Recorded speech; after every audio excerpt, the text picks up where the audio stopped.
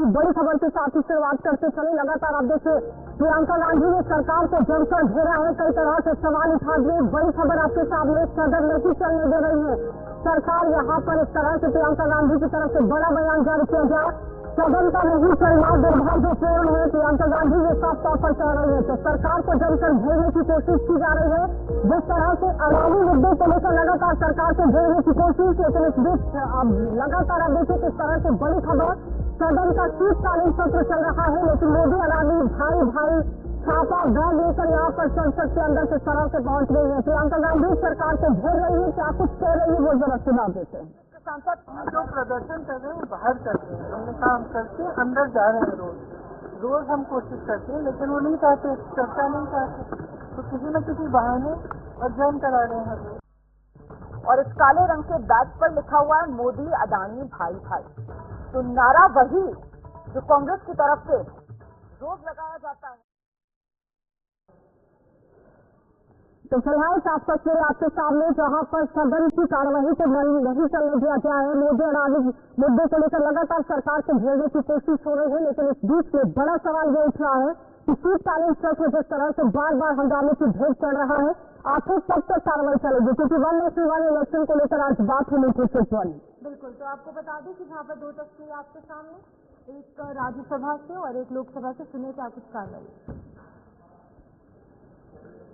तो मैं तभी मैं तुम्हें पूछा था तुम्हारे क्या पहल दी है। संसद में देश की आकांक्षाओं अपेक्षाओं को पूरा किया जाता है।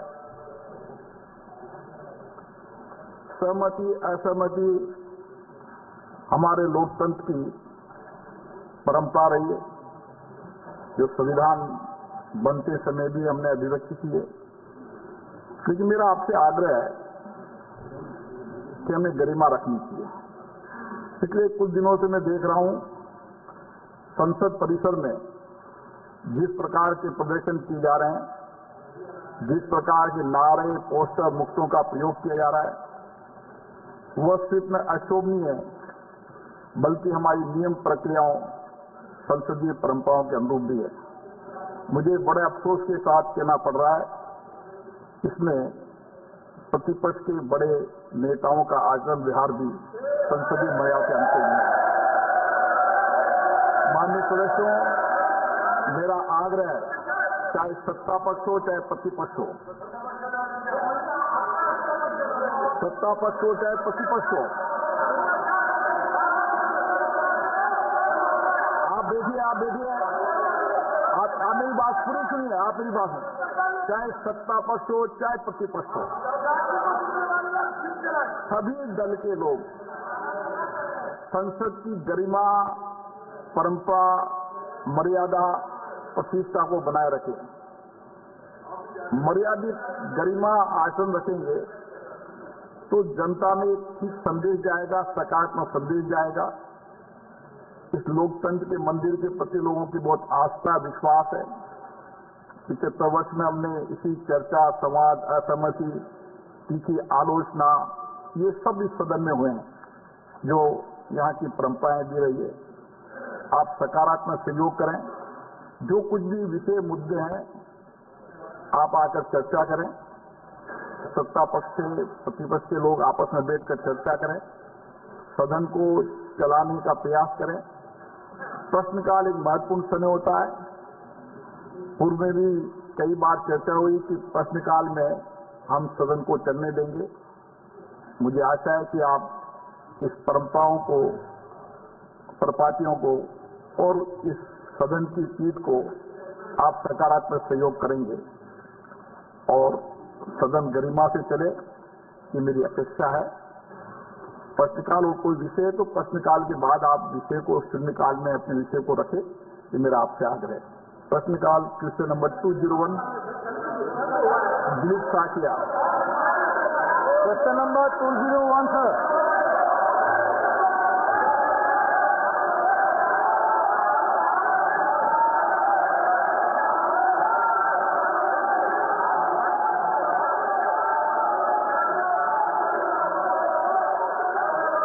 सदन नहीं चलाना चाहते, सदन चलेगा, मर्यादा गरिमा चलेगा। सदन की कार्रवाई 12 बजे तक की स्थिति की जाती है।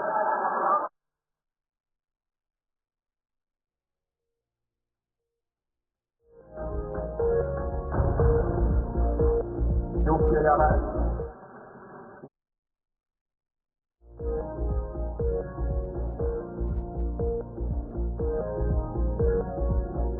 कार्रवाई यहाँ पर हंगामे की भेंट चढ़ गई है, जहाँ प्रियंका गांधी पूरी तरह से सरकार को घेरने की कोशिश कर रही है। इसी बीच में विपक्ष पूरी तरह से हमलावर हो रहा है और एक बार फिर से लोकसभा की कार्रवाई को स्थगित करना पड़ा है। और अब आप देखिए 8-10 दिसंबर शीतकालीन का सत्र काफी तरीके से हंगामेदार रहा, क्योंकि वन इलेक्शन वन एक्सपेंशन को लेकर तो बात ठीक है, लेकिन इस बीच में वन नेशन वन इलेक्शन को लेकर भी आज देश यहाँ पर बंद हो सकता था, इस पर चर्चा हो सकती थी।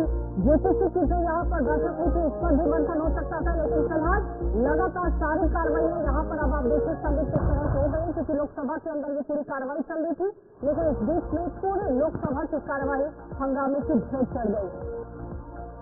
तो आपको बता दें कि यहाँ पर लोकसभा और राज्यसभा दोनों ही कार्रवाइयाँ चल रही है, लेकिन फिलहाल लोकसभा की जो कार्रवाई है वो 12 बजे तक एडजॉर्न कर दी गई है, स्थगित कर दी गई है। 24 नवंबर से ये कार्रवाई जो है वो शुरू हुई थी, शीतकालीन सत्र शुरू हुआ था, 20 दिसंबर तक ये चलेगा, लेकिन फिलहाल की बात करेंगे तो कुल मिलाकर 1 घंटा ही ये पूरा का पूरा सत्र जो है वो इतने दिनों में चल पाया है। लगातार हम देख रहे हैं किस तरीके से हंगामे विपक्ष कर रहा है, कभी अडानी मुद्दे को लेकर, कभी भ्रष्टाचार के मुद्दे को लेकर, कभी संबल हिंसा के मुद्दे को लेकर, लेकिन आज भी फिलहाल के लिए ये कार्रवाई स्थगित कर दी गई है और विपक्ष के हंगामे के चलते ये कार्रवाई स्थगित हुई है। जहाँ पर ओम बिरला जो कि स्पीकर है लोकसभा के, उन्होंने ऐलान कर दिया है कि फिलहाल के लिए ये कार्रवाई स्थगित हो चुकी है। प्रियंका गांधी वाड्रा है या फिर अन्य जो विपक्ष के नेता है लगातार हंगामा काटते नजर आ रहे हैं। तस्वीरें भी हमने आपको दिखाई थी जहाँ पर काली जैकेट पहनकर वो सदन के बीच में हंगामा किया गया, उसके बाद आंखों पर काली पट्टियां बांधकर भी कुछ विरोध प्रदर्शन की तस्वीरें सामने आई थी। लेकिन आज एक बार फिर से बहस का माहौल देखने को मिला, हंगामेदार ये सदन देखने को मिला और एक बार फिर से शीतकालीन सत्र का आज का दिन लोकसभा में एडजॉर्न हो चुका है। ये कार्रवाई जो है वो स्थगित हो चुकी है, लेकिन वहीं राज्यसभा में अभी फिलहाल ये कार्रवाई चल रही है। क्या कुछ चल रहा है वो भी दिखाएंगे, लेकिन फिलहाल की बड़ी खबर यही है कि 12 बजे तक लोकसभा की जो कार्रवाई है ये स्थगित कर दी गई है, क्योंकि लगातार विपक्ष हंगामे काटता नजर आ रहा है अलग अलग मुद्दों को लेकर। तो फिलहाल 12 बजे तक के लिए पूरी कार्रवाई को स्थगित कर दिया गया है, लेकिन इस बीच में राज्यसभा के अंदर भी आप देखिए किस तरह से हंगामा जो है वो हो सकता है, क्योंकि 70 यहाँ सांसदों की तरफ से दस्तखत किए गए हैं, अविश्वास प्रस्ताव जो है वो धनकर के खिलाफ लाया गया है। लेकिन इस बीच में लोकसभा और राज्यसभा की अगर बात की जाए तो विपक्ष पूरी तरह से हंगामेदार है और हंगामेदार इस सत्र को करने वाला है, क्योंकि प्रियंका गांधी की तरफ से भी मोदी अडानी का मुद्दा उठाया गया और साथ ही साथ आप देखिए किस तरह से भाई को लेकर भी सवाल उठा दिया गया है। अब कार्रवाई को किस तरह से अंजाम दिया जाएगा ये बड़ा सवाल यहाँ पर बन गया, क्योंकि 12 बजे तक के लिए कार्रवाई को एक बार फिर से स्थगित करना पड़ा। आज 10 दिसंबर का समय था, हर किसी की नजर इस पर टिकी हुई थी कि लोकसभा और राज्यसभा के अंदर कार्रवाई चलेगी, लेकिन महज अब आप देखिए 12 बजे तक के लिए पूरी कार्रवाई को स्थगित कर दिया गया है।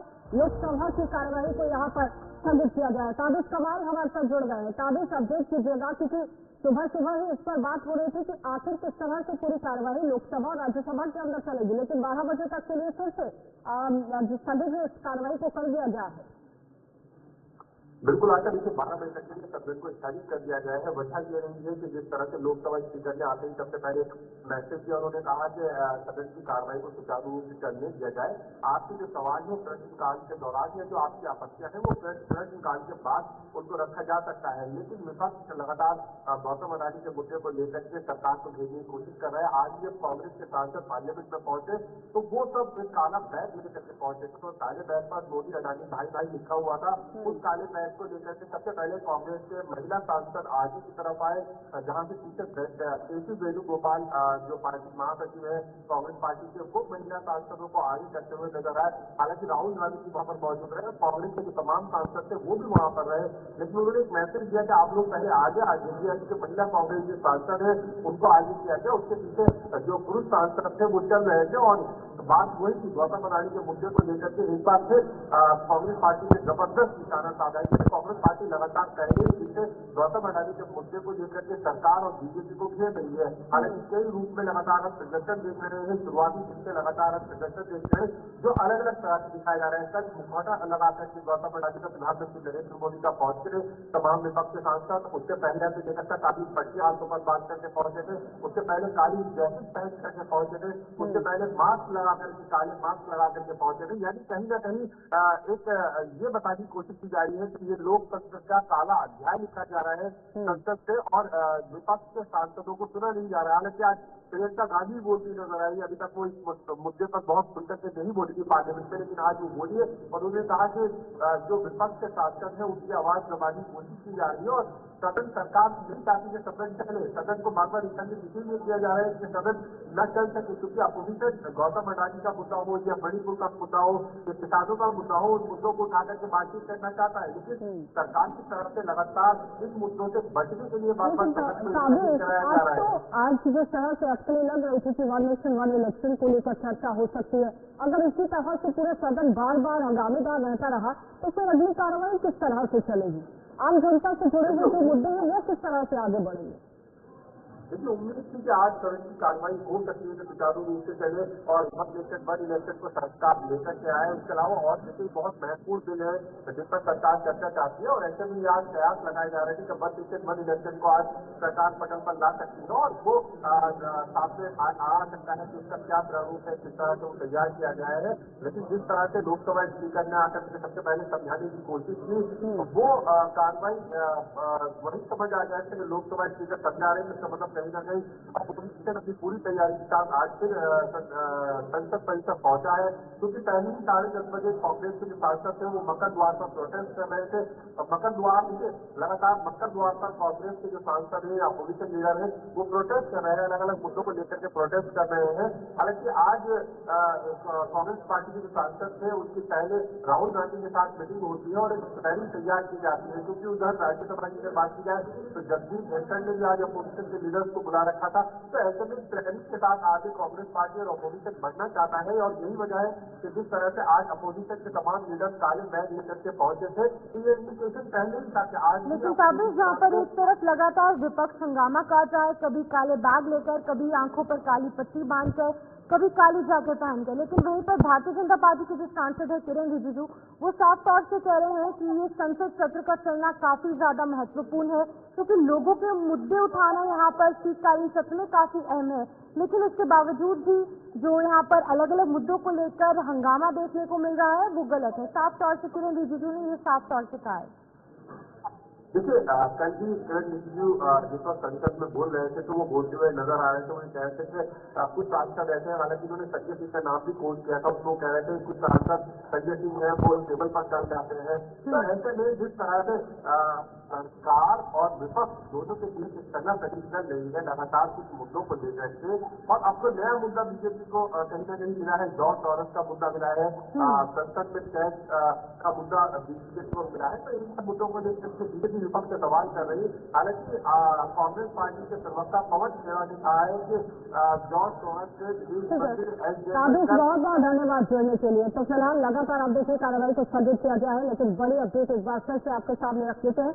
कांग्रेस पार्टी की तरफ से किस तरह से यहाँ पर मीटिंग्स का दौर शुरू कर दिया जाए वो दिखा देते हैं। देखिए, सदन के शुरू होने से पहले कांग्रेस ने यहाँ पर मीटिंग की है और उसके बाद राहुल गांधी की अध्यक्षता में सांसदों की जो अहम मीटिंग हुई है और बैठक में आगे की रणनीति पर चर्चा की जा रही है। इस वक्त की बड़ी अपडेट आपके सामने, जहाँ पर आप लगातार देख रहे हैं कि संसद के अंदर जिस तरह की कार्रवाई शुरू हुई है, लेकिन उससे पहले यहाँ पर कांग्रेस पार्टी की तरफ से अहम मीटिंग की गई।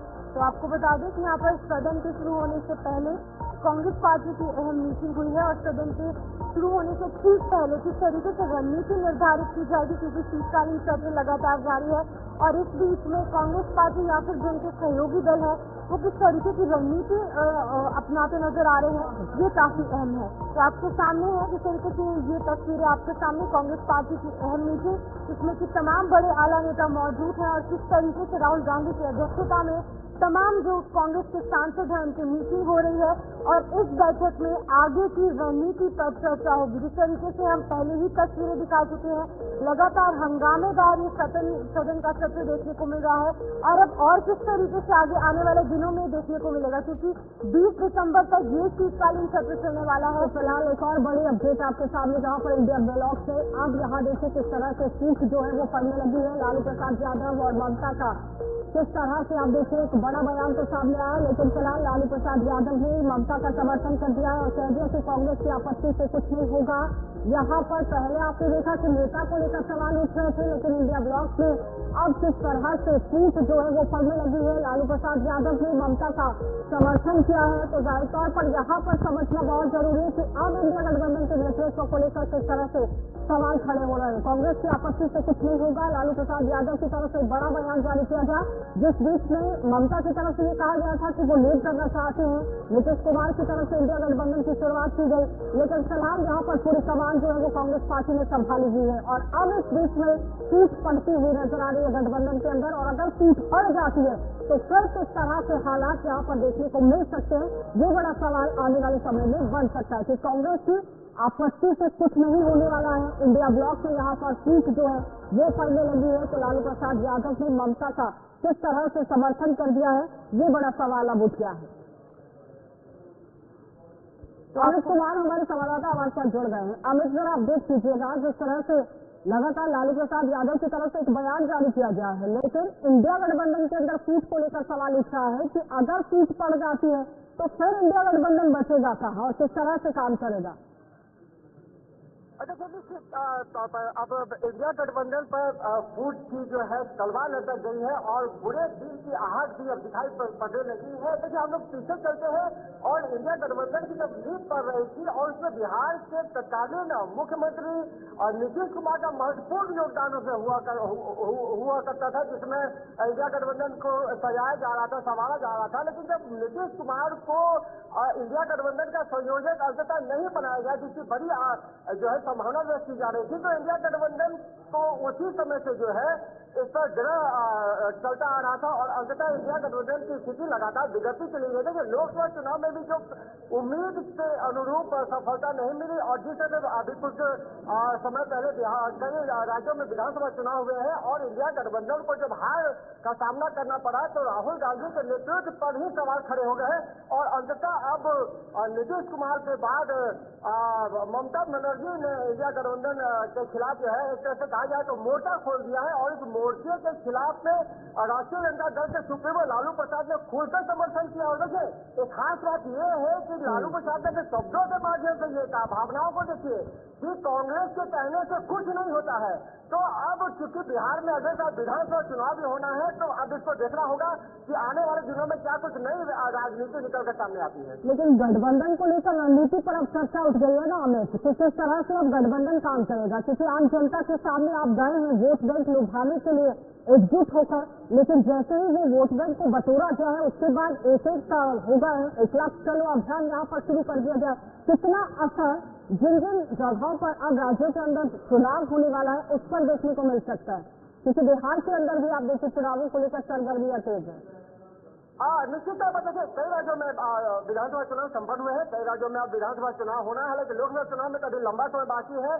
लेकिन अब जब नेतृत्व पर सवाल खड़े हो गए, देखिए खास बात यह है कि इंडिया गठबंधन का जब से लोकसभा चुनाव संपन्न हुआ है, समाप्त हुआ है, इंडिया गठबंधन की एक भी बैठक नहीं हुई है। तो आखिर जब बैठक नहीं हुई है तो कांग्रेस की ओर से ये कहा जा रहा है कि बैठक नहीं है, सब कुछ संभाल लिया जाएगा, सब कुछ संभाल लिया जाएगा और कांग्रेस का जो नेतृत्व राहुल गांधी के कंधे पर है वो अनवरत चलता रहेगा। कल हमारी कांग्रेस के प्रदेश अध्यक्ष बिहार में अखिलेश सिंह है, उनसे हमारी बात हुई, तो ऐसे वरिष्ठ नेताओं से भी कांग्रेस में बात हो रही है। तो देखिए कांग्रेस की ओर से तो ये कहना चाह रहा है कि सब कुछ संभाल लिया जाएगा, लेकिन अब जो स्थिति सामने निकल के आ रही है, पहले नीतीश बहुत धन्यवाद अमित जोड़ने के लिए। लेकिन फिलहाल सवाल यहाँ पर ये उठ रहे हैं कि बिहार के अंदर भी चुनाव है, लालू प्रसाद यादव का इस समय पर इस तरह से बयानबाजी करना कितना सही है और कितना फायदेमंद साबित हो सकता है। लेकिन उससे पहले आपको सुना देते हैं क्या कुछ कहा है लालू प्रसाद क्या है।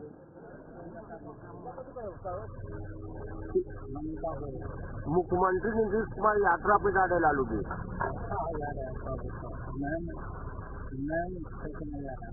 नशे तो ममता जी को दे दिया जाए।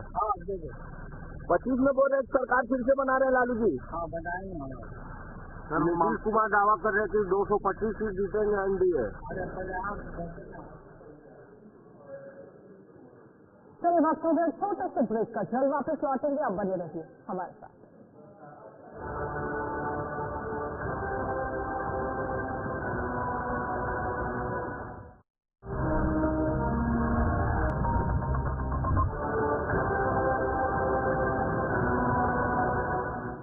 ब्रेक के बाद एक बार फिर आपका स्वागत है। बड़ी खबर के साथ ही शुरुआत करते चले। लगातार आप देखिए किस तरह से बड़ी अपडेट आपके सामने, जहां पर एक तरफ संसद की कार्रवाई चल रही है, दूसरी तरफ कांग्रेस लगातार आप देखिए किस तरह से प्रदर्शन कर रही है। लेकिन इस बीच में 1 नेशन 1 इलेक्शन बिल आज पेश हो सकता है। चर्चा के लिए जेपीसी के पास भेजा जाएगा ये बिल, लेकिन अब यहाँ पर चर्चाएं किस तरह से होंगी ये देखने वाली बात है, क्योंकि जेपीसी सभी राजनीतिक दलों के पास भेजने की भी कवायद शुरू होगी। केंद्रीय कैबिनेट प्रस्ताव की भी मंजूरी यहाँ पर चाहिए।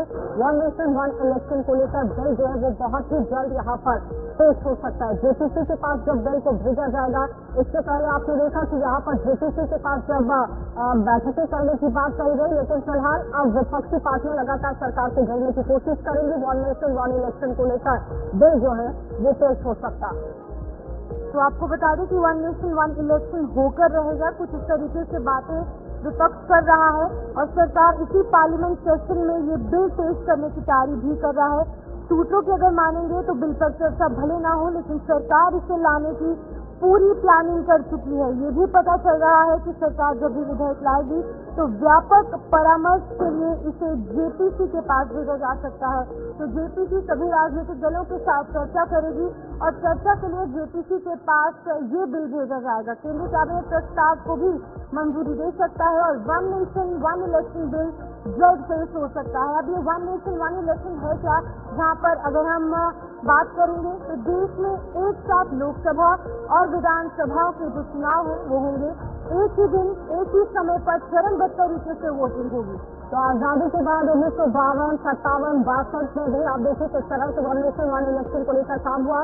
देश में एक साथ लोकसभा विधानसभाओं के चुनाव हुए, एक ही दिन एक ही समय पर चरणबद्ध तरीके से वोट डाले गए। क्योंकि 1 नेशन 1 इलेक्शन आपको समझा रहे हैं कि आखिर अगर इस पर चर्चा होती है और अगर ये पास हो जाता है तो फिर देश के अंदर काम किस तरह से होगा। 67 में भी आप देखिए 1 नेशन 1 इलेक्शन को लेकर किस तरह से काम हुआ था, लेकिन लगातार सवालिया निशान ये उठ रहे हैं कि यहाँ पर सरकार जो बिल लाने की कोशिश कर रही है उस पर सहमति अगर बनती है तो फिर पूरे देश के अंदर 1 नेशन 1 इलेक्शन को लेकर काम किस तरह से चलेगा।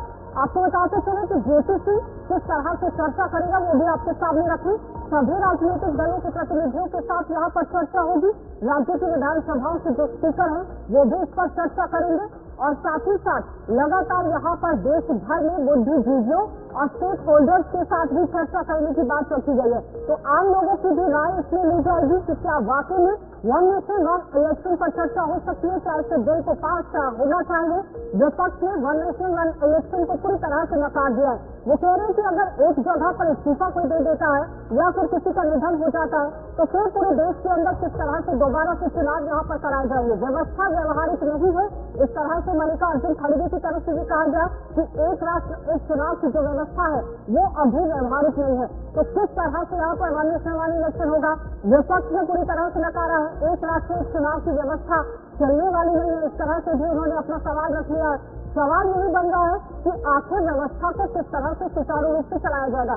असदुद्दीन ओवैसी भी इसका विरोध कर रहे हैं, वो भी कह रहे हैं कि ऐसा बिल्कुल भी नहीं हो सकता है और ये भी कहा जा रहा है कि इससे संविधान समाप्त हो जाएगा और लोकतंत्र से जो समझौता है वो यहाँ पर होगा। तो संविधान पर अगर सवाल उठता है तो फिर शीतकालीन सत्र के अंदर इस पर चर्चा किस तरह से होगी। समय समय पर चुनाव कराने की लोकतांत्रिक जवाबदेही में सुधार आता है, लेकिन उसके बावजूद भी विपक्ष लगातार इस पर हंगामा कर रहा है। इसका उद्देश्य देश और जनहित में होना जरूरी है। मायावती ये कह रही है क्योंकि पूरा विपक्ष एक दूसरे इस वक्त हुआ है।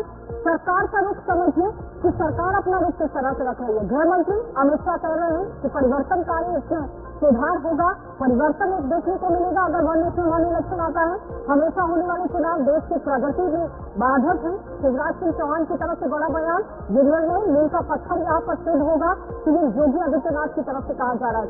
लेकिन इस बीच में सरकार अपना पक्ष रख रही है, विपक्ष से नकार रहा है, लेकिन उसके साथ साथ बिल अगर संसद के अंदर पेश होता है तो फिर चर्चा किस तरह से रहेगी। ताबिश कमाल हमारे साथ जुड़ गए। ताबिश, आज जिस तरह से अटकलें यहाँ पर लग रही थी कि बिल को पेश किया जा सकता है वन नेशन वन इलेक्शन को लेकर, लेकिन सरकार का भी रुख आपने देखा, इस बीच में आपने विपक्ष का भी रुख देखा।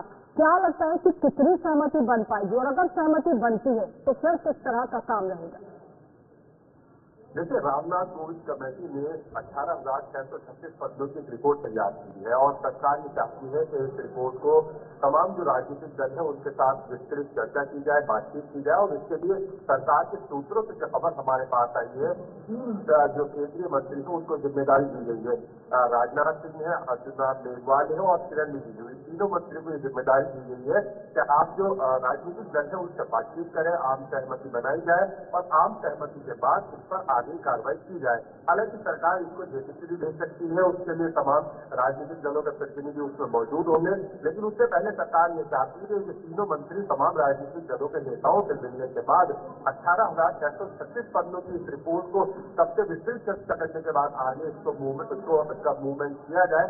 दूसरी तरफ एक बहुत अहम खबर की है इसमें, जैसे अगर सरकार वन नेशन वन इलेक्शन लेकर के आती है तो सरकार को इसमें 2/3 बहुमत की आवश्यकता होगी, और अगर ऐसे में 2/3 बहुमत की आवश्यकता की बात की जाए तो सरकार को बहुत कठोर कदम उठाने होंगे और अपने सहयोगी दलों को साथ लेकर चलना होगा। जहां तक लोकसभा की बात है, वहां सरकार आसानी से इसको ला सकती है और हो सकता है कि एनडीए के घटक दल सरकार के साथ खड़ा हो जाए और इसमें कोई दिक्कत न आए। जिस तरह से विपक्ष आरोप लगा रहा है या फिर सवाल उठा रहा है, जो कह रहे हैं कि वन नेशन वन इलेक्शन जो है वो सही तरीके से नहीं चल सकता है देश के अंदर। अगर कहीं पर किसी का निधन हो जाता है या फिर कोई अपना यहाँ पर आप देखिए इस्तीफा दे देता है, तो इस केस में किस तरह से पूरे देश के अंदर दोबारा से चुनाव कराया जाएगा, क्योंकि खर्चे को लेकर बार बार बात हो रही है और साथ ही साथ परिवर्तन को लेकर बात हो रही है, फिर कैसे मैनेज किया था? बिल्कुल, देखिए आपने भाषा बिल्कुल सही कहा। अपोजिशन के कई ऐसे सवाल जिनको अपोजिशन बार बार उठा रहा है। अपोजिशन का कहना यह है कि आप वन नेशन वन इलेक्शन लेकर के आते हैं तो 2019 लोकसभा चुनाव तक किसकी प्रक्रिया क्या रहेगी, और इसीलिए सरकार ने ये कमेटी बनाने की सोची है। सूत्रों के हवाले से खबर है कि कमेटी विपक्ष के और राजनीतिक दलों के तमाम बहुत बहुत धन्यवाद ताबिश देने के लिए। तो फिलहाल आपने देखा कि ताबिश पूरी जानकारी दे रहे हैं, लेकिन इस बीच में बड़ी खबर, सोरोस की लड़ाई अविश्वास प्रस्ताव तक पहुंच गई है और इस वक्त राज्यसभा सभापति के खिलाफ अविश्वास प्रस्ताव जो है वो लाने की पूरी तरह से तैयारी में कांग्रेस और विपक्षी गठबंधन है। राज्यसभा में यहाँ पर अब आप देखिए अविश्वास प्रस्ताव किस तरह से लाया जा सकता है। समाजवादी पार्टी टीएमसी ने भी अपना समर्थन दे दिया है। सोरोस की ये लड़ाई अविश्वास प्रस्ताव तक पहुंच गई है। फिलहाल बताते चले कि 70 सांसदों ने दस्तखत कर दिए हैं, लेकिन इस बीच में लगातार आंकड़ा ये कहता है कि लोकसभा के अंदर भी अगर जाता है, इस कार्रवाई को अंजाम अगर दिया जाता है तो 272 का आंकड़ा आपको चाहिए। लेकिन फिलहाल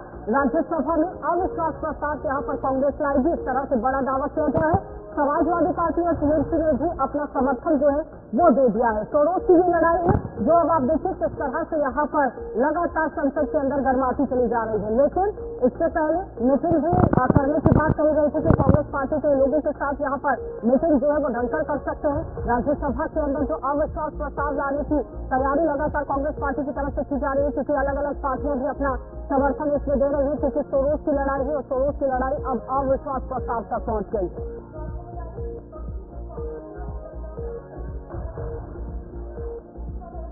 के खिलाफ अविश्वास प्रस्ताव लाने की तैयारी में है, तो धनखड़ के खिलाफ अविश्वास प्रस्ताव लाने की तैयारी लगातार हो रही है। सभापति जगदीप धनखड़ से विपक्ष जो है वो काफी नाराज है, क्योंकि इस तरीके के कुछ काम वहां पर देखने को मिल रहे हैं, जिसकी वजह से जो विपक्ष जो कांग्रेस पार्टी है और जो उसके सहयोगी दल है वो साफ तौर से अविश्वास प्रस्ताव लाने की मंजूरी कर रहे हैं। 70 सांसदों ने इस प्रस्ताव पर दस्तखत कर दिए हैं। अब देखने वाली बात होगी कि आगे क्या कुछ होगा, लेकिन हटाने के लिए राज्यसभा में बहुमत से ये प्रस्ताव पारित करवाना होगा। अब ये प्रस्ताव पारित होगा या फिर नहीं, बता दें कि प्रस्ताव लाने से 14 दिन पहले नोटिस भी देना होगा और तमाम ये पूरा का पूरा किस तरीके से ये होगा वो देखने वाली बात है। लोकसभा में भी प्रस्ताव को पारित करना जरूरी होगा और लोकसभा में एनडीए के 293 और इंडिया गठबंधन के 236 सदस्य हैं और बहुमत के लिए जो आपको आंकड़ा चाहिए वो 272 चाहिए। तो विपक्ष अन्य 14 सदस्यों को चाहिए तो यह प्रस्ताव का जो पास है वो होना मुश्किल बताया जा रहा है। लेकिन फिलहाल लगातार अविश्वास प्रस्ताव लाने की तैयारी में कांग्रेस पार्टी है।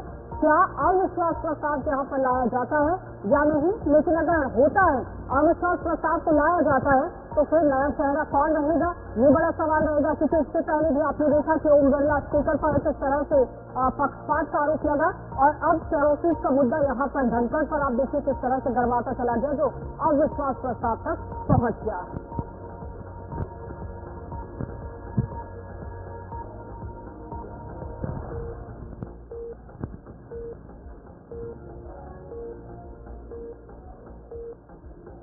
चलिए तो एक और बड़ी खबर आपको उत्तर प्रदेश के बदायूं से दिखा देते हैं। वहां पर भी आप देखिए किस तरह से बड़ी कार्रवाई यहाँ पर चल रही है क्योंकि बदायूं के अंदर लगातार विवाद जिस तरह से उत्पन्न हुआ मस्जिद मंदिर विवाद में यहाँ पर सुनवाई फिलहाल चल गई है। बड़ी अपडेट आपके सामने, एक अधिवक्ता के देहांत के चलते यहाँ पर सुनवाई नहीं होगी।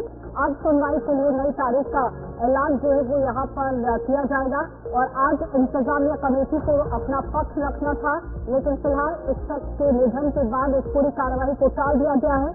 बदायूं के अंदर से बड़ी खबर आप देख रहे हैं जहाँ पर एक अधिवक्ता के देहांत के चलते यहाँ पर सुनवाई को जो है वो टाल दिया गया है। तो फिलहाल अब मंदिर मस्जिद विवाद लगातार आप देखिए थमने का नाम नहीं ले रहा है। पूरे देश के अंदर मंदिर मस्जिद विवाद जो है वो पनपता चला जा रहा है, लेकिन इस वक्त आपको खबर बदायूं से दिखा रहे हैं जहाँ पर मस्जिद और मंदिर विवाद जो है वो यहाँ पर चल रहा है। इसी पर आज सुनवाई होनी थी, लेकिन फिलहाल सुनवाई को टाल दिया गया है। तारीख का ऐलान होगा और इसके साथ साथ यहाँ आज इंतजामिया कमेटी को अपना पक्ष रखना था, अपनी दलीलें रखनी थी कि आखिर किस तरह से वो भी अपनी दलील को सामने रखते हैं। क्योंकि लगातार आपने देखा कि मस्जिद की जगह पर मंदिर है, इस तरह से हिंदू पक्ष और मुस्लिम पक्ष की तरफ से भी लगातार अपने पक्ष रखे गए हैं कि किस तरह से यहाँ पर कार्रवाई होनी चाहिए। लेकिन अब अगली तारीख का ऐलान होगा। सोनू यादव हमारे साथ बदायूं से जुड़ गए हैं। सोनू जरा अपडेट कीजिएगा क्योंकि कार्रवाई को फिलहाल टाल दिया गया है।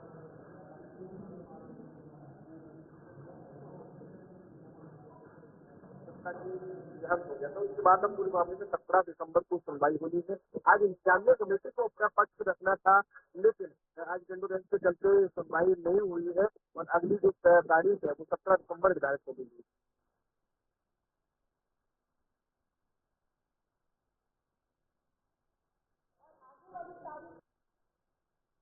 इंतजामिया कमेटी को अपना पक्ष रखना था, अब क्या कुछ अपडेट किया जाएगा अपने पक्ष को, यहाँ पर किस तरीके से चीजें देखने को मिलेंगी? गंडोरेंस के चलते आज सुनवाई चली है। फिलहाल जिस तरह से जो जामा मस्जिद है उसको हिंदू पक्ष की ओर से दावा किया गया है कि यहाँ नीलकंठ महादेव मंदिर हुआ करता था और हिंदू पक्ष आज ही जनक को तमाम शास्त्रों के साथ जुट गए हैं और तो ये लड़ाई आगे तक लड़ेंगे और कानूनी लड़ाई के बाद वो अपना हक लेके रहेंगे। लेकिन भाई जो इंतजामिया कमेटी है मुस्लिम पक्ष है उनकी ओर से कहा जा रहा है कि जिस तरह से जिन्होंने वाद योग किया है, बाद कोर्ट में पेश किया है वो बात दायर करने की योग्य नहीं है क्योंकि यहाँ पर तमाम तरह के हवाला को दिया गया है और मुस्लिम पक्ष दावा कर रहा है कि 840 साल पुरानी वहाँ मस्जिद है। तो हिंदू पक्ष की ओर से कहा गया है कि उनका 1500 साल पुराना वहाँ मस्जिद है, तो हम अपने तर्क जो है वो दोनों पक्ष दे रहे हैं। फिलहाल अब पूरे मामले में 17 दिसंबर को सुनवाई होगी जहाँ इंतजामिया कमेटी एक बार फिर अपना पक्ष रखेगी। उसके बाद हिंदू पक्ष की ओर से बात ये भी है कि लगातार मंदिर मस्जिद विवाद जो है वो अलग अलग जगहों पर गरमाता जा रहा है। संभल की बात की जाए या फिर आपने बदायूं के हवाले से देख लिया, मथुरा का विवाद भी हम सबके सामने है। तो ये देश के उत्थान के लिए कितना सही है, आपको क्या कुछ लगता है? क्योंकि लगातार दो गुटों के बीच में लड़ाई हो रही है इन तमाम चीजों को लेकर। बिल्कुल देखिए, देश भर के विभिन्न मस्जिदों को लेकर विवाद बना हुआ है, चाहे ज्ञान व्यापी मामला हो, चाहे फिर मथुरा का मामला हो या फिर संभल का मामला हो या फिर अजमेर का मामला हो। तमाम जगह अलग अलग मामले चल रहे हैं न्यायालय में और हिंदू पक्ष की ओर से दावा किया गया है। क्योंकि अभी बीते दिनों बदायूं में विश्व हिंदू परिषद के अध्यक्ष प्रवीण तोगड़िया पहुंचे तो उनको साफ तौर से कहना था कि देश भर में 2000 मंदिरों को तोड़कर मस्जिद बनाई गई थी। तो कहीं ना कहीं मुगल शासन में मंदिर मंदिर तोड़े गए थे। तो हिंदू पक्ष लगातार दावी कर रहा है कि जो मंदिर तोड़े गए थे वहाँ मस्जिदें बनाई गई है, उनकी लड़ाई नहीं, न्यायालय के माध्यम से कानूनी लड़ाई लड़ रहे हैं और इससे ना कोई माहौल खराब हो रहा है, क्योंकि कानूनी प्रक्रिया से वो पूरी लड़ाई लड़ रहे हैं। सोनू, अगर हम तारीख की बात करें, जिस तरह से अगली तारीख यहाँ पर दी जाएगी कोर्ट की तरफ से, क्या कोई ऐलान हुआ है कब तक की तारीख दी गई है? क्योंकि पूरे मामले को टाला गया है, आज वो अपडेट आपके पास आ पाई है? बिल्कुल, देखिए कंडोलेंस के चलते अधिवक्ता की आज निधन हो गया, तो उस कंडोलेंस के चलते इसमें 17 दिसंबर की तारीख निर्धारित कर दी है। अगली सुनवाई जो है वो 17 दिसंबर को होनी है, जहां जामिया कमेटी इस बार फिर से बहस करेगा और अपना पक्ष रखेगा। ठीक है सोनू, बहुत बहुत धन्यवाद जुड़ने के लिए। तो फिलहाल आपने देखा कि सोनू यादव हमारे साथ जुड़े हुए थे, तो पूरी जानकारी दे रहे हैं कि किस तरह से यहाँ पर बंदाई का जो मस्जिद विवाद है वो फिलहाल अभी टाल दिया गया है। बिहार की वजह से यहाँ पर इस पूरे मामले को टाल दिया गया है। एक और बड़ी खबर आपको दिखाते चले, लगातार आप देखिए किस तरह से कार्रवाई जो है वो चल रही है। यूपी के अंदर इलाहाबाद हाईकोर्ट में बड़ी सुनवाई हुई है और यहाँ पर ज्ञानव्यापी मामले पर आज सुनवाई होगी। और जाहिर तौर पर देखिए जिस तरह से हाईकोर्ट में वजूखाने के एएसआई सर्वे की मांग उठ गई थी और हिंदू पक्ष की तरफ से ये याचिका दाखिल की गई है। तो बताते चले कि आज यहाँ पर सुनवाई होनी है और आज किस तरह का फैसला होगा ये बड़ी बात रहेगी, क्योंकि इलाहाबाद हाईकोर्ट के अंदर ये बड़ी सुनवाई है और ज्ञानव्यापी मामले की आज यहाँ पर सुनवाई है। तो इससे पहले आपने देखा कि यूपी के अंदर इलाहाबाद कोर्ट की अगर बात करें तो किस तरह से यहाँ कार्रवाई जो है वो चलती रही, क्योंकि 2 बजे से कार्रवाई की जो सुनवाई है वो होनी है। लेकिन फिलहाल 2 बजे के बाद किस तरह से हालात यहाँ पर बनते हैं ये देखने वाली बात है, क्योंकि यूपी के अंदर इलाहाबाद हाईकोर्ट के अंदर ये पूरा मामला विचाराधीन है। वाराणसी से ज्ञानव्यापी मामले में आज काफी बड़ा दिन है, क्योंकि तकरीबन दोपहर 2 बजे हाईकोर्ट में सुनवाई होगी और इलाहाबाद हाईकोर्ट में सुनवाई होने के साथ साथ क्या कुछ निकल कर सामने आएगा वो देखने वाली बात होगी। लेकिन अभी फिलहाल आज ज्ञानव्यापी मामले में हाईकोर्ट में सुनवाई होने वाली है। हाईकोर्ट में वजूखाने के एएसआई सर्वे की मांग लगातार उठाई जा रही है। हिंदू पक्ष की तरफ से ये याचिका दाखिल की गई है और एएसआई सर्वे की याचिका पर हाई कोर्ट सुनवाई आज करने वाला है। तकरीबन 2 बजे के करीब ये सुनवाई जो है वो हाई कोर्ट में होगी और ज्ञानव्यापी मस्जिद के वजूखाने का एएसआई सर्वे करवाने वाली जो याचिका है उस पर इलाहाबाद हाई कोर्ट में सुनवाई होगी। सिविल कोर्ट ने मांग की थी कि यहाँ पर ये मांग जो है वो खारिज की गई थी और अब सिविल कोर्ट में ये मांग खारिज होने के बाद आज इलाहाबाद हाई कोर्ट में जो पूरी की पूरी सुनवाई है वो देखने को मिलेगी। लेकिन अभी फिलहाल की बात करेंगे तो अभी से कुछ ही घंटे यानी कि 2 से ढाई घंटे के बाद ये सुनवाई इलाहाबाद हाई कोर्ट में शुरू होगी। क्या कुछ निकलकर सामने आएगा वो भी आपको बताएंगे, लेकिन अभी फिलहाल 2 बजे के करीब की सुनवाई जो है वो ज्ञानव्यापी मामले में शुरू हो जाएगी। आज तो बड़ी अपडेट आपके सामने है, जहाँ पर सुनवाई होनी है, क्योंकि दोनों पक्षों की तरफ से दलीलें यहाँ पर सुनी जाएंगी। इसके पहले सर्वे भी हुआ, हिंदू पक्ष की तरफ से अपनी दलील रखी गई कि यहाँ पर मंदिर है, लेकिन मुस्लिम पक्ष की तरफ से भी आप देखिए अपनी दलील किस तरह से रखी गई कि मस्जिद यहाँ पर है। लेकिन इस बीच में जहाँ जहाँ पर सर्वे कराने की बात हुई वहाँ पर मुस्लिम पक्ष लगातार विरोध में नजर आया कि इस तरह का आसपास के इलाके के अंदर सर्वे नहीं होना चाहिए। लेकिन आज 2 बजे का समय रखा गया है जब ज्ञानव्यापी मामले को लेकर सुनवाई होनी है। ये भी सुनवाई क्या चलती है या फिर अगला फैसला इस पर सुनाया जाएगा ये देखने वाली बात है, क्योंकि लगातार सर्वे को मद्देनजर रखते हुए एएसआई की तरफ से रिपोर्ट अपनी सबमिट भी कराई गई है। तो चलिए आगे बढ़ जाते, एक और बड़ी खबर आपको दिखाते चले। लखनऊ से बड़ी खबर यहाँ पर सामने, जहाँ पर भाजपा आज चुनावी रणनीति जो है वो तय करेगी और भारतीय जनता पार्टी किस तरह से अब काम करेगी। सभी 6 सदनदार जो क्षेत्र है वहाँ पर चुनावी बैठकें होंगी। दोपहर 12 बजे से ये चुनावी बैठकें शुरू होंगी और पश्चिम के केंद्रीय चुनाव पर्यवेक्षक जो विनोद तावड़े हैं वो इन बैठकों को यहाँ पर लेंगे। तो भाजपा आज अपनी चुनावी रणनीति को पूरी तरह से तय करेगी कि आखिर आगे का चुनाव किस तरह से लड़ना है, क्योंकि 6 संगठनात्मक क्षेत्र में आज बैठकों का दौर शुरू होगा।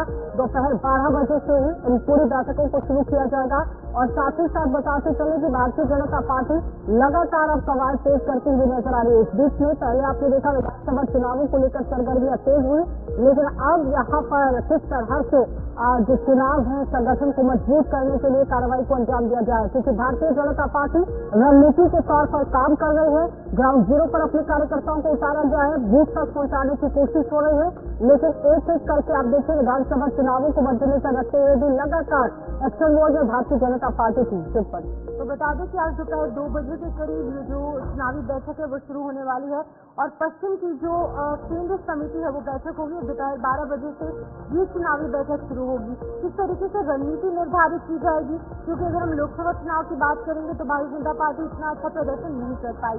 लोकसभा चुनाव में प्रदर्शन न करने के बाद रणनीतियां निर्धारित की जाएंगी, क्योंकि 2027 में विधानसभा चुनाव भी यहाँ पर उत्तर प्रदेश में होने हैं। उसको लेकर जो तैयारियां हैं वो आज से शुरू हो चुकी है, क्योंकि भारतीय जनता पार्टी किसी भी सूरत में वहाँ पर सरकार बनाना चाहती है, जहाँ पर एक तरफ समाजवादी पार्टी है जो कि एक बड़ी पार्टी के रूप में उभरती नजर आई, लेकिन वहीं पर दूसरी तरफ भारतीय जनता पार्टी हर हाल में यहाँ पर अपनी सरकार कायम रखना चाहती है। सीएम योगी आदित्यनाथ जो है लगातार महिलाओं के उत्थान के लिए काम कर रहे हैं, किसानों के हित में काम कर रहे हैं। इससे पहले दिल्ली के अंदर भी परिवर्तन यात्रा को शुरू किया गया, लेकिन फिलहाल बताते चले कि उत्तर प्रदेश के अंदर भारतीय जनता पार्टी कवायद को तेज किए हुए, क्योंकि इस चुनावों को मद्देनजर रखते हुए आपने देखा किस तरह से यहाँ पर काम किया जाए। एक और बड़ी खबर, हरियाणा मुख्यमंत्री राज सिंह सैनी का दिल्ली का आज दौरा है और कई बैठकों में यहाँ पर मुख्यमंत्री राज सिंह सैनी शामिल होंगे और हरियाणा मुख्यमंत्री राज सिंह सैनी का आज दिल्ली का दौरा है। ये दौरा काफी अहम माना जा रहा है, क्योंकि एक तरफ आप देखिए किसान आंदोलन कर रहे हैं, दूसरी तरफ यहाँ पर हरियाणा के अंदर सरकार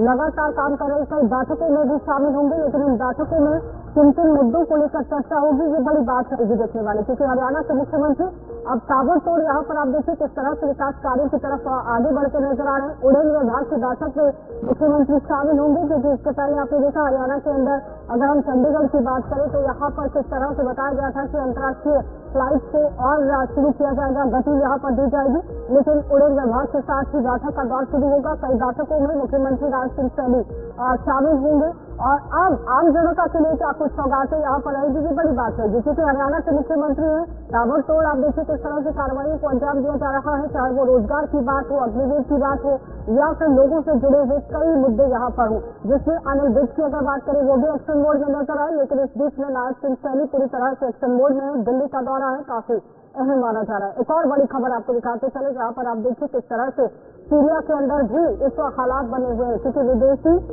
देशों के हमले लगातार यहाँ पर सीरिया में तेज हो गए हैं। सीरिया पर अमेरिका इजराइल के बाद तुर्की का भी किस तरह से आप देखिए हमला जो है वो हो सकता है। रेड फोर्स ने उत्तरी इलाके पर यहाँ पर कब्जा कर लिया है। सीरिया राजधानी को इजरायली सेना है, लेकिन जिस तरह से सीरिया के अंदर कार्रवाई को अंजाम दिया गया है वो चिंताजनक आप देखिए किस तरह से सिचुएशन यहाँ बनती नजर आ रही है, क्योंकि अमेरिका इजराइल के बाद तुर्की भी अब किस तरह से इस पूरे मामले के अंदर लगातार घुसती नजर आ रही। लेकिन विशेष तौर पर अगर देखा जाए कि विदेश के अंदर जिस तरह की नीति बनाने की कोशिश हुई, सीरिया के अंदर जो हालात पैदा हुए, अमेरिका इजराइल की अगर बात की जाए तो वहां पर भी हालात जो है वो नासाज बने हुए हैं। कुछ तस्वीरें आपके सामने और इन तस्वीरों से अंदाजा लगाया जा सकता है कि आखिर किस तरह के हालात जो है वो सीरिया के अंदर यहाँ पर बने हुए हैं, क्योंकि अमेरिका इजराइल के बाद तुर्की का भी हमला यहाँ पर सीरिया पर हो सकता है, क्योंकि मौका मिलते ही सीरिया किस तरह से आप देखिए यहाँ अपनी पूरी बातचीत को सामने रख सकते हैं। यानी सीरिया के अंदर कल आपने देखा कि किस तरह के हालात है, उससे पहले आपने देखा राष्ट्रपति किस तरह से भाग गया मोर्चे को छोड़कर, और उस बीच में लगातार हम लोग की कवायद जो है वो तेज होती रही, लेकिन सेना ने जिस तरह से वहां पर मोर्चा संभाला वो सबके सामने था। लेकिन एक बार फिर से सीरिया के अंदर की जो तस्वीरें हैं वो भयानक सामने आ रही है। सीरिया में गृह युद्ध की जो टाइम लाइन है वो अब यहाँ पर तय हो गई है, क्योंकि 2011 के अंदर 2011 अरब जो स्प्रिंग है इसके दौरान सीरिया में सरकार का विरोध देखा गया था, लेकिन इस बीच में सरकार का विरोध जब शुरू हुआ जो आपने देखा कि खूनी संघर्ष में पूरी तरह से तब्दील हो गया था। तो जितना आप देखिए हालात वहां पर सुधरने चाहिए थे, माहौल सुधरना चाहिए था, उतना बिगड़ता चला गया, क्योंकि सीरिया के राष्ट्रपति बशर अल असद ने यहाँ उनके अलावा आप देखिए जो अलावी समुदाय के लोग थे उनसे किस तरह से बातचीत करने की कोशिश की, लेकिन असद ने विरोध करने वालों पर कठोर कार्रवाई की और वहीं से सीरिया में गृह युद्ध जो है वो शुरू हो गया, क्योंकि एक आग की तरह ये पूरी कहानी जो है वो भड़क गई और उसके बाद एक एक करके किस तरह से इस युद्ध के अंदर लोग संतुलित होते नजर गए, क्योंकि गृह युद्ध में सीरियाई सरकार कई चरमपंथी गुट समेत अमेरिका, ईरान और रूस जैसे देश भी इसमें शामिल थे। तो आपको बता दें कि यहाँ पर सीरिया में किस तरीके की जो युद्ध की टाइमलाइन है वो देखी जा रही है। लेकिन फिलहाल सीरिया के अंदर जो हालात बने हुए हैं चिंताजनक आज भी देखने को मिल रहे हैं। फिलहाल न्यूज रूम लाइव में इतना है। देश और दुनिया की खबरों के लिए आप बने रहिए हमारे साथ। मुझे और मेरे सहयोगी को दीजिए इजाजत। नमस्कार।